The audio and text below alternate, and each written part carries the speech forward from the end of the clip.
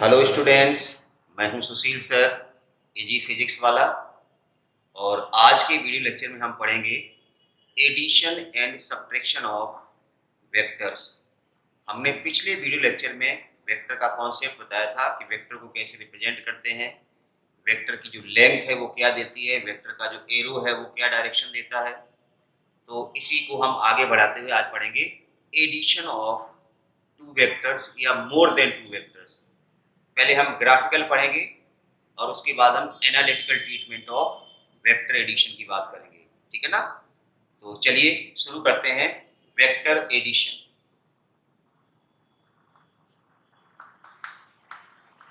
Vector addition,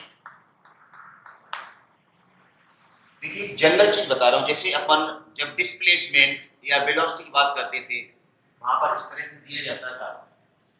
जैसे हम एक एग्जांपल देते हैं, east west north and south. जैसे आपको दिया गया कि कोई पर्सन 5 मीटर ईस्ट में गया, ठीक है ना, तो आप इस तरह से ईस्ट बना देते, 5 मीटर लिख देते थे। ये ऐसे कर देते ना डायरेक्शन के साथ। ये एरो क्या बता रहा है? ईस्ट, और ये 5 मीटर, ये लेंथ बता रही है 5 मीटर। फिर आप then turn perpendicular towards north and again 5 metre towards north. आप 5 मीटर नॉर्थ ऐसे बनाते थे। ये नॉर्थ है ना, तो आपने फिर 5 मीटर बना दिया नॉर्थ। अब रिजल्टेंट डिस्प्लेसमेंट की जब बात होती थी कि उसका रिजल्टेंट डिस्प्लेसमेंट क्या था, आप क्या करते थे? आप कहते थे ये डिस्प्लेसमेंट है, राइट? इसको कहते थे डिस्प्लेसमेंट, या हम कह सकते हैं रिजल्टेंट। रिजल्टेंट से मतलब है रिजल्टेंट डिस्प्लेसमेंट। ये पहले 5 मीटर ईस्ट गया, फिर 5 मीटर नॉर्थ गया, तो डिस्प्लेसमेंट पूछा, तो आप ऐसे ही बताते थे ना। अब यहीं से निकल आया यही वेक्टर एडिशन। देखिए हमने किया क्या बेसिकली, 5 मीटर ईस्ट, उसके बाद जब हमने 5 मीटर नॉर्थ के लिए दूसरा वेक्टर बनाया, उसका डिस्प्लेसमेंट वेक्टर जो भी है, तो हमने क्या किया? देखो, इसके हेड पे इस वेक्टर का टेल रख दिया। मैंने क्या बताया? ये वेक्टर होता है, ये तो होता है हेड, और ये क्या होता है? टेल। इसको कहते हैं टेल, और इसको क्या कहते हैं? हेड। तो हमने किया क्या बेसिकली, हेड पे क्या रख दिया? दूसरे वेक्टर का टेल रख दिया। फिर जब हमने रिजल्टेंट निकाला कि फाइनली डिस्प्लेसमेंट कितना, हमने क्या किया? फर्स्ट का टेल और सेकेंड वेक्टर या लास्ट वेक्टर का क्या हेड, इसको हमने मिला दिया। तो यही वेक्टर एडिशन है। आपको जितने भी वेक्टर ऐड करने, ध्यान से सुनिए, तो पहले वेक्टर को बनाइए आप, दूसरे की टेल पहले के हेड पे रखनी है। फिर अगर तीसरा वेक्टर है तो तीसरे की टेल दूसरे के हेड पे रखनी है। साइक्लिक ऑर्डर का मतलब है डायरेक्शन जो दी गई उस डायरेक्शन के हिसाब से। हमने कल बताया था कि वेक्टर को कैसे शिफ्ट किया जाता है। कोई वेक्टर है उसको, जैसे ये वेक्टर है, इसको उठा के यहाँ रखना, उठा के तो ऐसे करके सेम लेंथ सेम डायरेक्शन, ये शिफ्टिंग ऑफ वेक्टर होती है।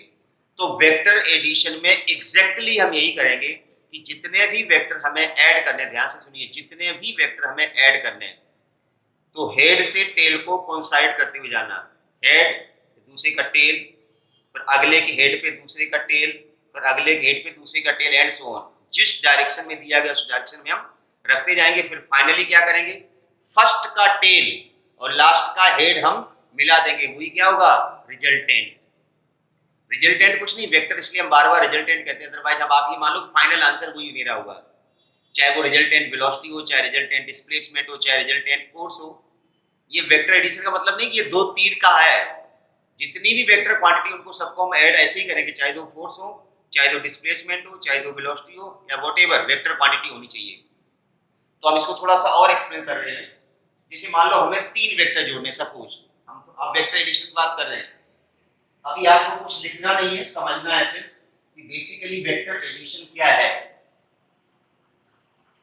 तो जैसे मान लो हमें कुछ सारे वेक्टर दिए गए, जैसे मान लो ये कोई वेक्टर है ए, दूसरा ये वेक्टर दिया गया मान लो बी, तीसरा ये वेक्टर दिया गया मान लो सी। हमें इनको सबको जोड़ना है।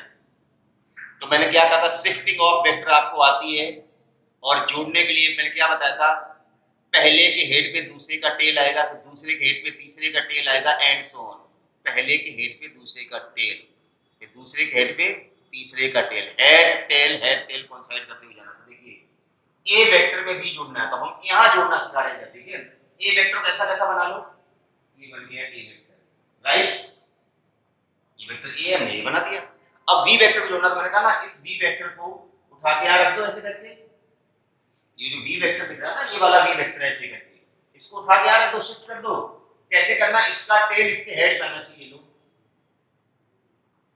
ये वी वेक्टर आ गया, ध्यान से देखिए, बिल्कुल ये वी वेक्टर था, इसको उठा के हमने यहाँ रख दिया, ए के हेड पे वी का टेल। अब सी जोड़ना है, सी वेक्टर ऐसे देखो, ध्यान दो, आपको ऐसे कैसे लाके यहाँ शिफ्ट कर देना है, ये वेक्टर है ना, जिस डायरेक्शन में उसी डायरेक्शन में ऐसे करके कर दो शिफ्ट सी को, जितना बड़ा है उतना ही बड़ा, ये सी वेक्टर आ गया। देखिए आप, पहले का हेड, दूसरे का टेल, दूसरे के हेड पे तीसरे का टेल। अब कोई और वेक्टर ऐड करना है? नहीं, कोई और नहीं है। तो हमने क्या बताया था, रिजल्टेंट क्या होगा, फाइनल आंसर क्या होगा, पहले का टेल और दूसरे का हेड, ये मिला दो आप इस तरह से, ये लो। तो ये आपका रिजल्टेंट वेक्टर आ गया, मतलब आर वेक्टर, मतलब a vector plus b vector plus c vector, जितने भी जोड़ने आपके जुड़ गए। तो this is what actually vector addition. जितने भी वेक्टर आपको जोड़ने हैं, हेड टेल कोइंसाइड करते जाइए, फिर लास्ट में फर्स्ट वेक्टर का टेल और लास्ट वेक्टर का हेड मिला दीजिए। तो इस तरह से आपका रिजल्टेंट या आपको जो आंसर जिसको आप कहते हैं वो आपको मिल जाएगा, ठीक है ना। तो चलिए अब हम शुरू करते हैं। अब जैसे वेक्टर एडिशन की बात हमने की, यहाँ पर हमने 3 वेक्टर ऐड किए, तो 3 तो वेक्टर हो गए और चौथा क्या है, उनका रिजल्टेंट वेक्टर। तो वेक्टर कितने बन गए, 4। अगर हमें 2 वेक्टर को ही ऐड करना होता, सिर्फ 2 वेक्टर को ऐड करना होता, तो 2 तो वेक्टर होते और तीसरा क्या होता, उनका रिजल्टेंट। तो फिगर क्या बनती, ट्रायंगल। तो वेक्टर एडिशन में सबसे पहला जो पॉपुलर लॉ है वो है triangle law for vector addition, triangle law, ठीक है ना। ये तो अगर इसकी बात करें तो ये पॉलीगन बन गया एक तरह से, 3 से ज्यादा साइड है तो हम उसको पॉलीगन नाम दे देते हैं। तो ये पॉलीगन लॉ है, तो चाहे लॉ ट्रायंगल हो, चाहे पैरेललोग्राम हो, चाहे पॉलीगन लॉ हो, सबका मतलब एक ही है कि जितने भी वेक्टर आपको ऐड करने हैं सबको साइक्लिक ऑर्डर में अरेंज करना है, हेड टेल कोइंसाइड करते हुए जाना, और फाइनली हमें क्या करना है, क्लोजिंग साइड जो होती है, बंद करने वाली साइड, वो अपोजिट डायरेक्शन में लेनी होती है। टेल से हेड मिलाना होता है, टेल से हेड मिलाना होता है, ध्यान रखना। रिजल्टेंट वेक्टर में टेल से हेड मिलाते हैं, टेल टू हेड, ये क्या कहलाता है, रिजल्टेंट, इसको ध्यान रखना। तो मेरे ख्याल से वेक्टर एडिशन कैसे करते हैं थोड़ा बहुत आइडिया लग गया होगा। जितने भी वेक्टर जोड़ने हैं हम जोड़ते जाएंगे। अब चलिए हम सबसे पहली चीज पढ़ने जा रहे हैं। अब आपको ध्यान रखना, ये तो वेक्टर एडिशन का कॉन्सेप्ट हमने बताया कि किस तरह से वेक्टर को ऐड करते हैं। अब सबसे पहली चीज लिखिए, triangle law for vector addition. Triangle law important है,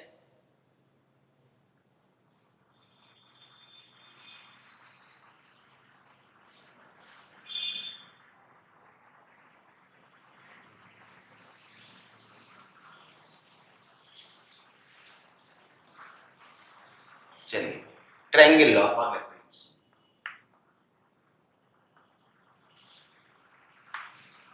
triangle law for vector addition. Triangle law for vector addition, ठीक है ना। ट्रायंगल लॉ ऐसे लिख सकते हो, ट्रायंगल लॉ। हमने अभी बताया था कि जब हम 2 वेक्टर को ऐड करते हैं तभी तो ट्रायंगल बनेगा, 2 वेक्टर और एक तीसरा उनका रिजल्टेंट। तो मान लो एक वेक्टर ये है, सपोज इट इज पी, दूसरा वेक्टर कोई क्यू है जो इसके ऊपर ऐड करना, तो हमें क्यू वेक्टर का टेल कहां रखना पड़ेगा, इसके हेड पे रख दो इस तरह से, ये है क्यू वेक्टर। इनका रिजल्टेंट कौन सा आएगा, इसके टेल से इसके हेड को मिला दो, थोड़ा सा यहां ले लेते हैं,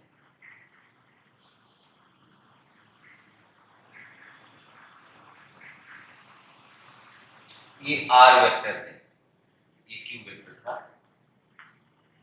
ये पी वेक्टर, ये क्यू वेक्टर, रिजल्टेंट वेक्टर, इसको कहते हैं vector p plus vector P. अच्छा एक चीज और बता दें, vector p plus vector q का मतलब हमेशा P प्लस क्यू हो ऐसा जरूरी नहीं है, हो भी सकता और नहीं भी हो सकता, इसकी हम बात करेंगे। नहीं तो बच्चे के दिमाग में क्या आता है, ये 4 है, ये 3 है, ये 7 होना चाहिए, ऐसा नहीं है।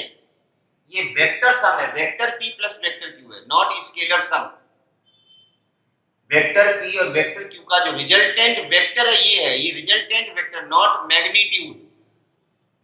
ठीक है ना, मैग्नीट्यूड नहीं है। मैग्नीट्यूड कैसे निकालते हैं हम इसी में बताएंगे कि p वेक्टर इतना है, q वेक्टर इतना है, तो r कितना होगा, ये इसी में आएगा। एनालिटिकल जब हम ट्रीटमेंट करेंगे वेक्टर एडिशन का तब हम बताएंगे। मैं ये कह रहा हूं p प्लस क्यू वेक्टर का मतलब p प्लस क्यू हमेशा नहीं होता है, ठीक है ना, ध्यान रखना। जैसे आपने छोटी क्लासों में भी पढ़ा, ये मान लो वेक्टर है 3 और ये वेक्टर है 4, तो क्या ये 7 थोड़ी आएगा, 7 नहीं आता ना, 7 नहीं आता ना, ये 3 है, ये 4 है, 7 नहीं आता। तो मैंने क्या बताया, इन दोनों का सम ये होगा, ये नहीं जरूरी है, वेक्टर सम ये होगा, ये जरूरी नहीं है भाई। अभी हम बताएंगे ये 3 है, ये 4 है, तो ये कितना होगा, ठीक है ना।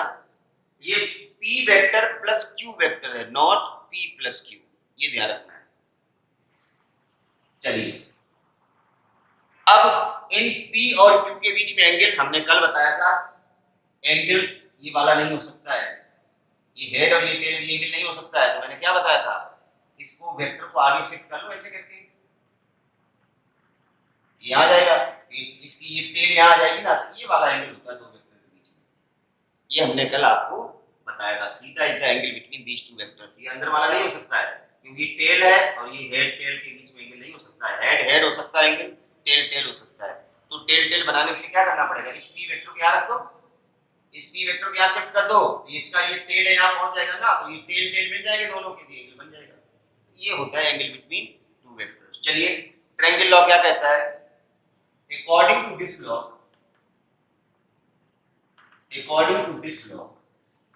if two sides of a triangle are represented by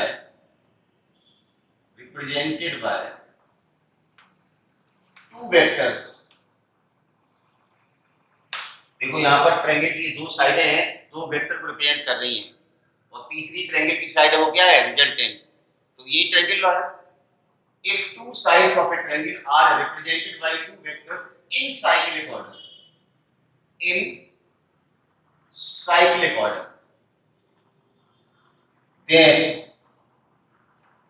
side of the triangle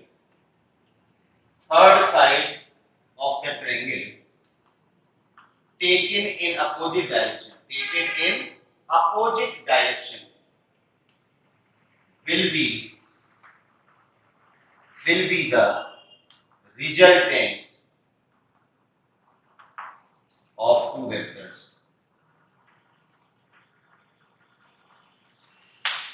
देखिए, ये ट्रायंगल की दो साइडें हैं, दो वेक्टर को रिप्रेजेंट कर रही है, p वेक्टर और q वेक्टर। तो ट्रायंगल की जो तीसरी साइड है अपोजिट डायरेक्शन, अपोजिट का मतलब आप ऐसे चले फिर ऐसे के, इधर नहीं बंद करना है, उल्टी डायरेक्शन में बंद करना। मैंने कहा टेल से हेड मिलाना है। तो अपोजिट डायरेक्शन में ली गई जो तीसरी साइड होती है वो इन दोनों वेक्टर का रिजल्टेंट वेक्टर होती है। तो ये है triangle law of vector addition. अब जैसा कि मैंने बताया था कि r वेक्टर का मतलब vector p plus vector q है, p प्लस q नहीं है। तो अब हम इसी पे बात करने जा रहे हैं। अब हम ट्रायंगल लॉ का मैथमेटिकल एनालिसिस करेंगे कि आखिर इस r की जो वैल्यू है ना, मैग्नीट्यूड, ये कितना आएगा, आखिर r आएगा कितना, हम ये बताना चाहते हैं। जैसे मैंने कहा था ये 3 है, ये 4 है, तो ये 7 होगा, ऐसा जरूरी नहीं है। तो कितना होगा, कैसे निकालेंगे, वही चीज हम करने जा रहे हैं, ठीक है ना। तो ये ट्रायंगल लॉ है, ये लॉ है, ये ट्रायंगल लॉ ऐसे हमने डायग्राम से बताया है। अब हम mathematical analysis of vector addition की बात करने जा रहे हैं, मतलब मैग्नीट्यूड रिजल्टेंट का कैसे निकालेंगे, इसकी बात करेंगे। हटा दें इसको।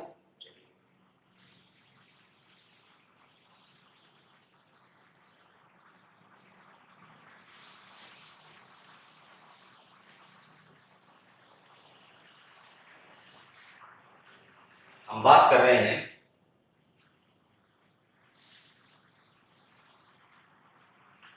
Triangle law of vector addition है, हम बात कर रहे हैं मैथमेटिकल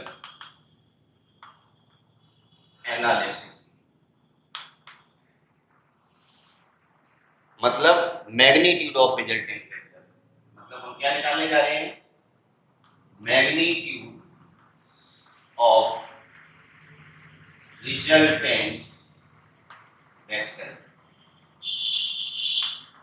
मतलब जो आर वेक्टर है ना उसका मैग्नीट्यूड कितना होगा, इसकी हम बात करने जा रहे हैं, ठीक है ना।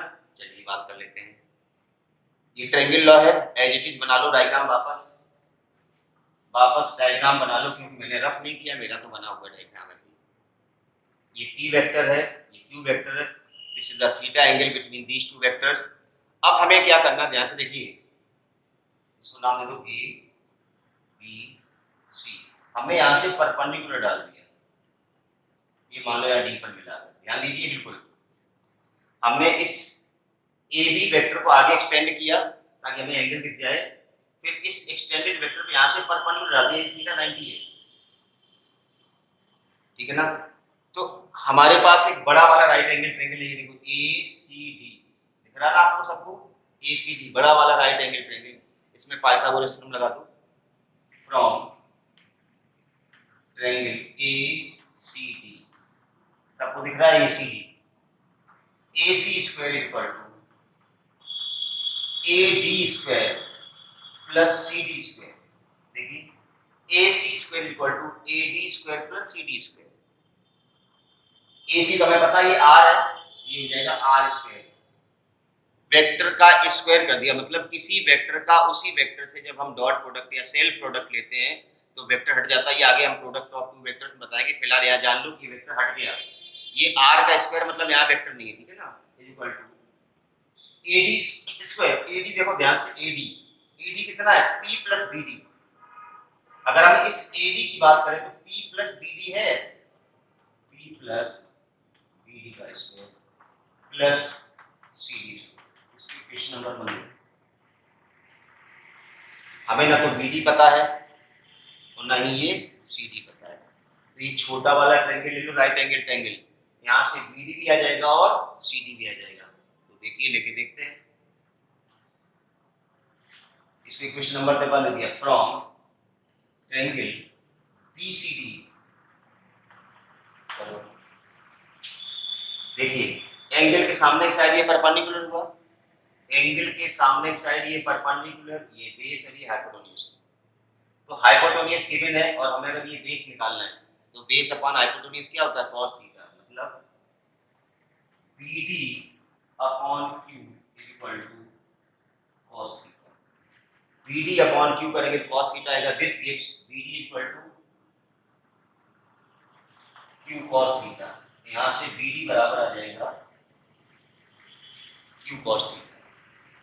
ऐसे ही अब CD निकालना है तो CD अपॉन अगर Q करेंगे तो क्या आ जाएगा, sin theta perpendicular upon hypotenuse, sin theta, तो CD बराबर क्या आ गया, Q sin थीटा। हमारे पास दोनों वैल्यू आ चुकी हैं, BD भी आ गया और CD भी आ गया। BD और CD हमें यहाँ डालनी है तो हमें R की वैल्यू आ जाएगी। ध्यान से समझिए, बहुत आसान है। पहले हमने ट्रायंगल लॉ से डायग्राम बना दिया, इसको हमने एक्सटेंड किया, यहाँ से परपेंडिकुलर डाल दिया। पहले बड़ा वाला राइट एंगल ट्रायंगल लिया, पाइथागोरस लगा दी हमने। हमारे पास BD और CD अननोन है, तो हमने ये छोटा वाला ट्रायंगल लिया, यहाँ से BD और CD दोनों निकाल लिए। अब BD और CD को हम एक में रखने जा रहे हैं, ठीक है ना। चलिए रखते हैं।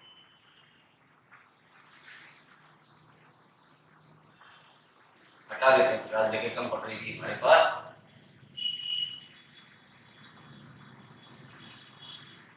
सब्स्टिट्यूटिंग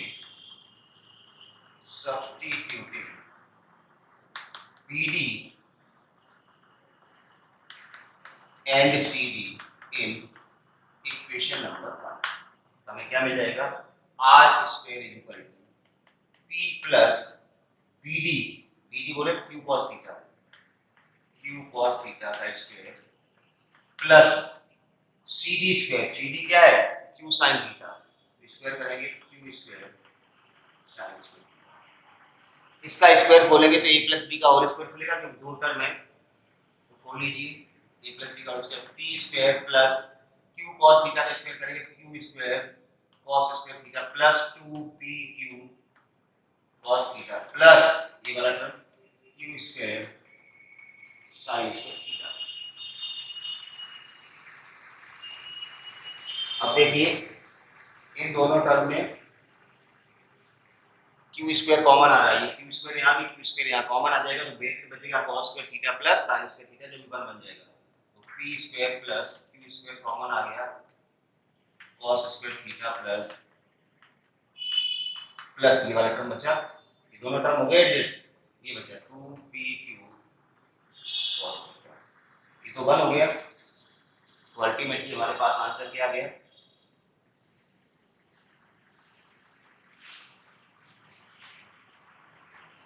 आर स्क्वायर बराबर पी स्क्वायर प्लस ये Q square plus 2pq cos theta. This gives r equal to under root of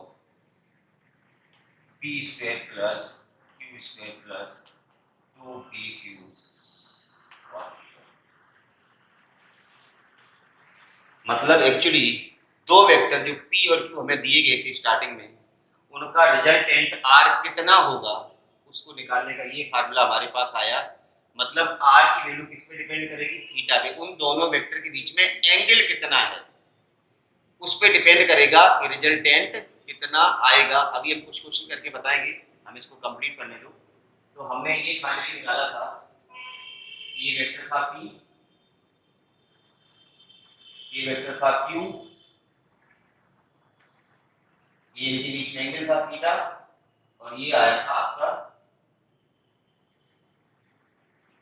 r vector, और इस तरह से आपने परपेंडिकुलर रहा था, ये डायग्राम था आपका। अब यहाँ पर एक चीज और पूछ ली जाती है कि हमारा रिजल्टेंट वेक्टर p के साथ अगर अल्फा एंगल बना रहा हो, ये p वेक्टर ये q वेक्टर, ये जो एंगल थीटा है इन दोनों वेक्टर के बीच में है। अब ये अल्फा कौन सा एंगल, रिजल्टेंट जो p के साथ बना रहा है, रिजल्टेंट वेक्टर जो p के साथ एंगल बना रहा है वो अल्फा है। तो ये अल्फा एंगल भी पूछ लिया जाता है, तो निकाल लो बड़े आसानी से tan अल्फा करके। देखिए tan अल्फा इक्वल टू बड़ा वाला ट्रायंगल लो, ये वाला ए बी सी, ऐसे ही दिया था, सी यहाँ था डी यहाँ था, ये बड़ा वाला राइट एंगल ट्रायंगल लो, पिछले वाला डायग्राम ही है, हमने रफ कर दिया इसलिए वापस बनाया। तो tan alpha perpendicular upon base, ये पूरा बड़ा वाला ट्रायंगल लो, उसमें tan alpha right angle triangle यही तो बना, इसमें मत लगा देना tan अल्फा, ये राइट एंगल ट्रायंगल नहीं है, ये वाला राइट एंगल ट्रायंगल है ACD। देखो तो tan alpha perpendicular upon base कितना आएगा, CD अपॉन बेस कितना है AD। अब CD हमने अभी निकाला था, ये वाला q sin थीटा था, q sin थीटा, और AD हमें पता है P, AD जो है ना इसमें P आ गया और ये आ गया P plus q cos theta. तो इस तरह से हम tan अल्फा निकाल सकते हैं। अगर आपको दो वेक्टर के बीच में एंगल दिया गया थीटा, तो रिजल्टेंट वेक्टर p के साथ कितना एंगल बनाएगा tan अल्फा, उसका फार्मूला ये वाला CD अपॉन ये पूरा AD। CD होता है q sin थीटा, और ये पूरा AD निकाले इसमें p आ जाएगा और ये q cos थीटा आ जाएगा। तो अल्फा बराबर tan inverse q sin theta upon p plus q cos theta. तो ये था, दो वेक्टर को हमने ऐड किया था, वेक्टर एडिशन, जिसमें हमने ट्रायंगल लॉ बताया। तो लॉ क्या होता है ये बताया था कि ट्रायंगल की अगर दो साइड्स दो वेक्टर को रिप्रेजेंट करती है, तो ट्रायंगल की जो तीसरी साइड है अपोजिट डायरेक्शन वो रिजल्टेंट होगी, ध्यान रखना। फाइनली कंक्लूड कर रहा हूं, ट्रायंगल लॉ हो गया। ट्रायंगल लॉ में p और q दो वेक्टर, उनका रिजल्टेंट वेक्टर जो r होता है उसको ऐसे निकालेंगे, सीधा ऐड मत कर देना, समझ गए ना। नहीं तो आपको एक वेक्टर दिया गया कुछ, दूसरा कुछ दिया, किसी भी डायरेक्शन में आप सीधा सीधा ऐड कर दोगे। आपने तो बताया था r बराबर p प्लस q। अरे भाई r बराबर p प्लस q हमने बताया नहीं, हमने तो vector p plus vector q बताया ना। अब r बराबर कितना आएगा, p प्लस q कब आएगा, अभी हम बता रहे हैं यहाँ पर कि p प्लस q करने से r कब आएगा। चलिए, तो ये था analytical treatment of vector addition, कि दो वेक्टर का रिजल्टेंट कितना होगा ये हम कैसे निकालेंगे, उसका फार्मूला हमने डिराइव किया था। अब चलिए बात उसी पे आ रही है कि r बराबर p प्लस q कब होगा। चलिए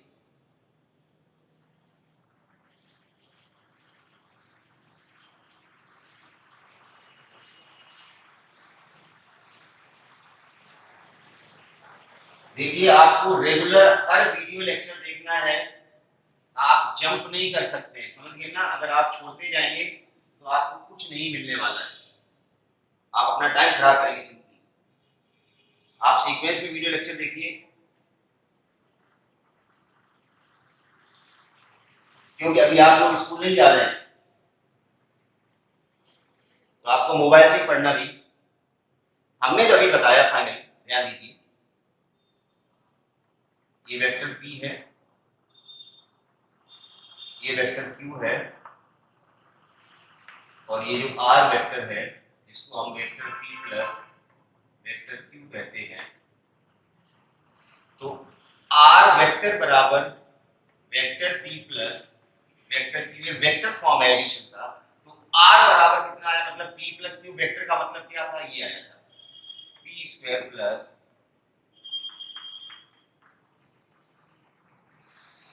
मतलब आपको ये ध्यान रखना है कि vector p plus vector q का मतलब ये होता है, ऐसे लिखा जाता है, ऐसे दिमाग में रख लो। r वेक्टर बराबर vector p plus vector q है, तो r बराबर क्या आएगा, मतलब इस vector p plus vector q को हम ऐसे लिखते हैं, जहां थीटा क्या है, ये थीटा क्या था, ये एंगल था दोनों वेक्टर के बीच में। अब हम इसी की बात कर रहे हैं थीटा की। Case first, if theta equal to 0, अगर थीटा 0 है, मेरा मतलब थीटा ये 0 कब हो सकता है, देखो आप, अगर ये जो वेक्टर है q, ये वेक्टर ये सीधा इसके डायरेक्शन में होता तो ये थीटा बंद हो जाएगा ना। अगर p वेक्टर और q वेक्टर जो हमने ऐसे बनाया था, अगर हम q को सीधा ही बनाते हैं ये लोग, अब थीटा 0 हो गया ना, ये q वेक्टर को हमने नीचे कर दिया, थीटा बंद हो गया, मतलब सीधी डायरेक्शन में आ गया। तो इफ थीटा इक्वल टू 0 का मतलब that is both vectors are in same direction। ध्यान देना, थीटा इक्वल टू 0 का मतलब दोनों वेक्टर सेम डायरेक्शन में, तब थीटा 0 होगा। अब यहाँ थीटा 0 रखेंगे तो cos 0 की वैल्यू कितनी होती है, 1। थीटा की जगह 0 रखेंगे तो cos 0 आएगा, 1 आएगा, तो हमारे पास r बराबर क्या आएगा, under root of p square plus q square plus 2p, कितना ही बचेगा। अब ये सबको दिख रहा है, ये है under root of p plus q का whole square, a square plus b square plus 2ab। अब होल स्क्वायर अंडर रूट है, क्या आ जाएगा अल्टीमेटली p प्लस। तो ध्यान से देखिए, ये r बराबर p प्लस q कब होगा, जब ये दोनों वेक्टर एक ही डायरेक्शन में। तो ध्यान दीजिए, अगर दोनों वेक्टर एक ही डायरेक्शन में और उनका रिजल्टेंट निकालना, तो आप इतना लंबा चौड़ा फार्मूला मत लगाइए, सीधा उनको ऐड कर दीजिए, आंसर आ जाएगा। समझ गए ना। कुछ स्पेशल केस है जो आपको ध्यान ही रखने, बार बार फार्मूला नहीं लगाना है कि थीटा 0 का मतलब दोनों वेक्टर सेम टाइम, मतलब दो फोर्स लग रहे हैं किसी बॉडी पे, दोनों एक ही तरफ लग रहे हैं, तो आपको नेट फोर्स निकालना है, तो दोनों को ऐड कर दो, रिजल्ट यही आया ना, p प्लस q। तो ध्यान रखना। दूसरा case, if theta equal to 180, cos 180 होता है -1। 180 का मतलब अपोजिट वेक्टर, मतलब p इधर है q इधर है, अलग अलग डायरेक्शन में, ये एंगल 180 हो गया, ठीक है ना, अपोजिट वेक्टर है, एक दूसरे को उल्टे। तो cos 180 कितना आएगा, -1।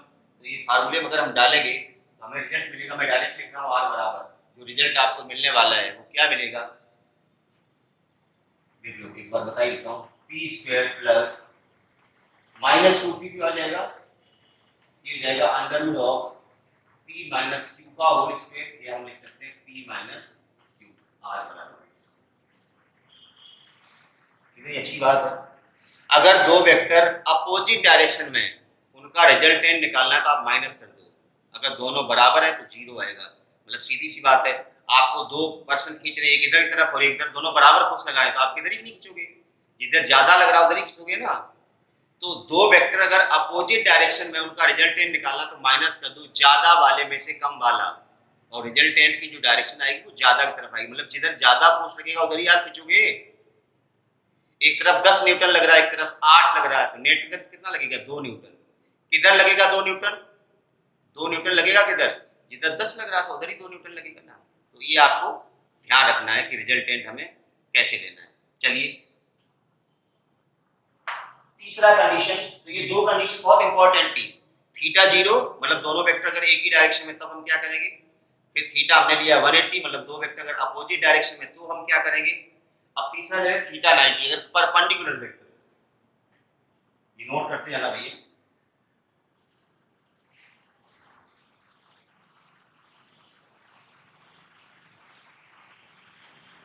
केस तीसरा है if theta equal to 90 degree, मतलब परपेंडिकुलर वेक्टर है।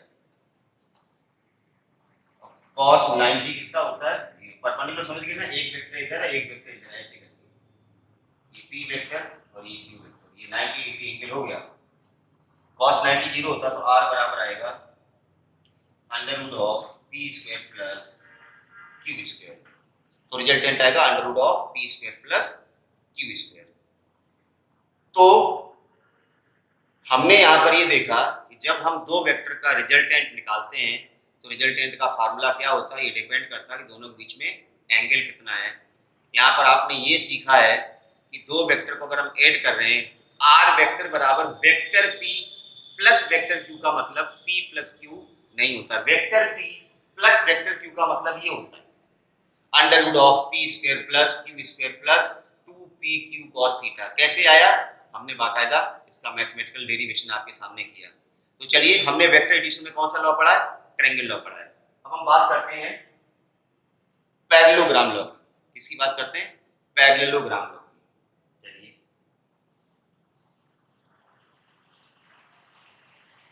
देखिए, चाहे ट्रायंगल लॉ हो चाहे पैरेललोग्राम लॉ, दोनों का मतलब एक ही है, कहने का तरीका अलग अलग है। दोनों का मतलब एक ही है, ठीक है ना, कहने का तरीका सिर्फ अलग अलग होता है।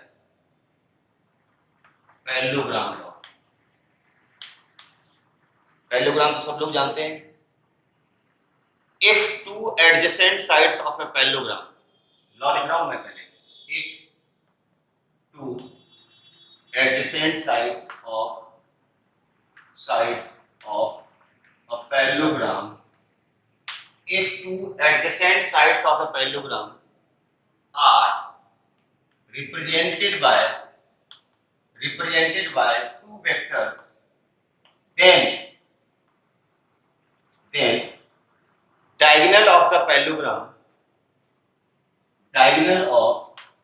parallelogram passing through, shortcut language चल रही है, डीआईजी का मतलब डायग्राम नहीं है, डायगोनल है, मैं बोल रहा हूं, ठीक है ना। Then diagonal of parallelogram passing through point of intersection of two vectors will be the resultant, will be the क्या बताया, अगर किसी if two adjacent sides of a parallelogram are represented by two vectors, then diagonal of the parallelogram passing through the point of intersection of two vectors will be the resultant। हम parallelogram बनाते हैं,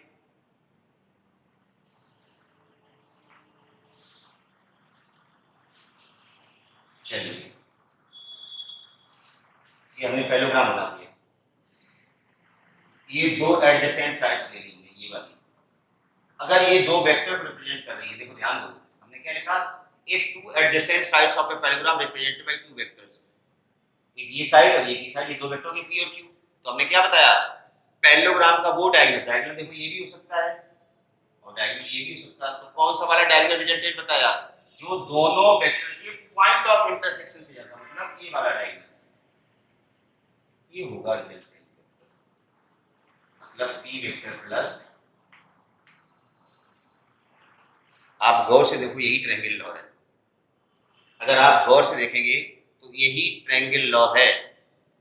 कैसे, ये p vector है, अब ये q vector, तो ये भी q वेक्टर ही हुआ ना, गौर से देखो भाई, तो ट्रायंगल लॉ भी यही कहता था, ये p है ये q है, ये रिजल्टेंट होगा। तो कहने का मतलब ये है, चाहे पैरेललोग्राम लॉ हो चाहे ट्रायंगल लॉ, दो वेक्टर का रिजल्टेंट r बराबर p प्लस q। अब मैंने भी क्या बताया था, r बराबर अगर p vector plus q vector है तो इसका मतलब r का मैग्नीट्यूड क्या होता है, वेक्टर हटा दो, under root of p square plus q square plus 2pq, same ही आंसर आएगा। अगर आपसे पैरेललोग्राम लॉ पूछा जाए तो आप ये लॉ लिखेंगे, ये डायग्राम बनाएंगे, और पैरेललोग्राम लॉ से रिजल्टेंट वेक्टर कैसे निकालते हैं ये पूछा जाए तो यही फार्मूला ड्राइव करना है। कैसे, यहीं से देखो वही चीज करना है, इसको आगे एक्सटेंड कर लेना, यहाँ से परपेंडिकुलर डाल लेना, तो आपको इतना नीचे वाला डायग्राम ही काम में लेना जो अभी हमने लिया था, समझिए ना, वो सेम फिगर है बड़े वाले ट्रायंगल में, मतलब वही है। पैरेललोग्राम लॉ से भी अगर आपको रिजल्टेंट निकालना है तो हमें ऊपर वाला ये काम में लेना ही नहीं, इसको आगे एक्सटेंड करना है, यहाँ से परपेंडिकुलर डाल देना, ये नीचे वाला हिस्सा लेना, ये दिख रहा है ना आपको, जैसे अभी मैंने ट्रायंगल लॉ में लिया था वहीं से फार्मूला सेम ड्राइव करना, मतलब सेम डेरिवेशन है। बच्चा कंफ्यूज हो जाता है कि सर आपने तो ट्रायंगल लॉ से रिजल्टेंट निकलवाया था, यहाँ तो एग्जाम में पैरेललोग्राम लॉ से रिजल्टेंट आ गया। अरे भाई पैरेललोग्राम लॉ से रिजल्टेंट आ गया, पैरेललोग्राम लॉ लिखना है, ये पैरेललोग्राम बना दिया, इसको आगे एक्सटेंड करते हैं, यहाँ से परपेंडिकुलर डाल दो। अब ये देखो, आप ये वाली चीज इसको हटा दो, अगर इस ऊपर वाले डायग्राम के इतने हटा दो, ये लो, यही तो अभी हमने किया था ट्रायंगल लॉ में यार, वही तो है, वापस वही फार्मूला ड्राइव करना है। तो आपको दो अलग अलग डेरिवेशंस नहीं करने, वेक्टर एडिशन पढ़ रहे हैं तो आप चाहे जिस मेथड से निकालें रिजल्टेंट तो वही आना है ना। तो दोनों इंपॉर्टेंट लॉ है वेक्टर एडिशन में, ट्रायंगल लॉ भी पूछा जाता है और पैरेललोग्राम लॉ भी पूछा जाता है। दोनों लॉ अलग अलग है स्टेटमेंट, लेकिन दोनों का मतलब एक ही है। अगर ट्रायंगल लॉ उससे रिजल्टेंट पूछा जाए तो ट्रायंगल लॉ लिख देना, रिजल्टेंट का फार्मूला ड्राइव किया था वो लिख देना। अगर पैरेललोग्राम लॉ और रिजल्टेंट पूछा जाए तो पैरेललोग्राम लॉ ये लिख देना, रिजल्टेंट का फार्मूला वैसे ही ड्राइव होगा। पैरेललोग्राम बना देना आप इस तरह से पूरा, लेकिन काम में यही लेना, नीचे वाला पोर्शन आपको वही फार्मूला मिल जाएगा, समझ गए ना। तो ये तो दो वेक्टर को एडिशन किया था हमने, ठीक है ना, ट्रायंगल लॉ या पैरेललोग्राम लॉ। इसी तरह से अब दो से ज्यादा वेक्टर हैं जो हमने पहले स्टार्टिंग में कहा था, तो कौन सा लॉ बनेगा, पॉलीगन लॉ बन जाएगा। तो लॉ कुछ नया थोड़ी, ट्रायंगल लॉ में आपने कहा था इफ टू वेक्टर्स क्या रिप्रेजेंट कर रहे हैं, ट्रायंगल की दो साइड। अब पॉलीगन लॉ है तो पॉलीगन में तो बहुत सारी साइड्स होती हैं, तो इफ number of vectors या number of sides of a polygon are represented by various vectors, then the closing side of the polygon will be the resultant। Polygon law में क्या, हटा दूं इसको भी, पैरेललोग्राम लॉ हटा देता हूं।